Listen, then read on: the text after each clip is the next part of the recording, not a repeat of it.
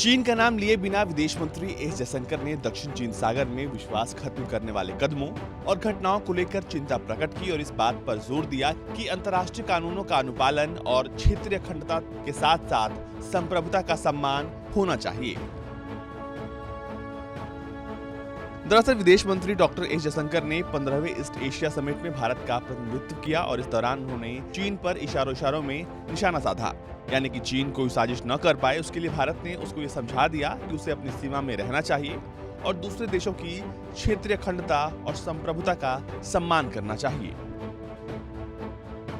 बता दें कि चीन का नाम लिए बिना विदेश मंत्री ने दक्षिण चीन सागर में विश्वास खत्म करने वाले कदमों और घटनाओं को लेकर शनिवार को चिंता प्रकट की और इस बात पर जोर दिया कि अंतर्राष्ट्रीय कानूनों का अनुपालन और क्षेत्रीय अखंडता के साथ साथ संप्रभुता का सम्मान होना चाहिए।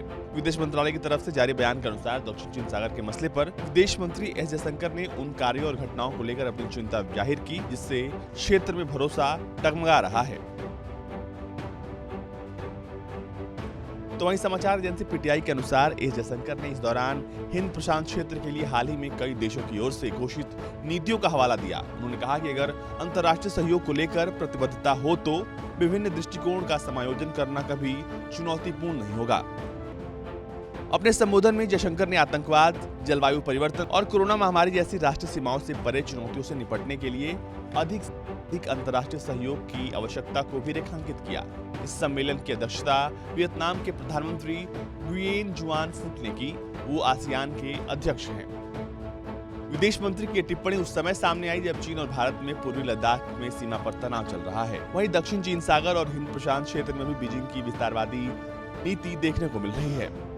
विदेश मंत्री जयशंकर ने कोरोना महामारी से निपटने के लिए भारत में उठाए कदमों के बारे में इस शिखर बैठक में जानकारी दी। ये पहली बार नहीं है जब चीन को भारत की ओर से ऐसी चेतावनी दी गई है। इससे पहले भी कई बार भारत बेशर्म चीन को स्पष्ट कर चुका है कि भारत अपनी क्षेत्रीय अखंडता के साथ किसी तरह से छेड़छाड़ नहीं होने देगा, क्योंकि इस मसले पर भारतीय सेनाएं मजबूत हैं और वो किसी भी चुनौती से टकराने को तैयार है।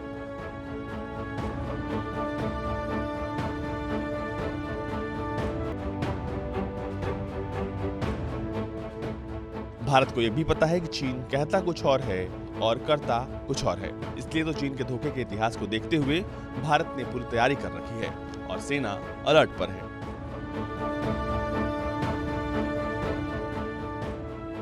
ब्यूरो रिपोर्ट, भारत तक।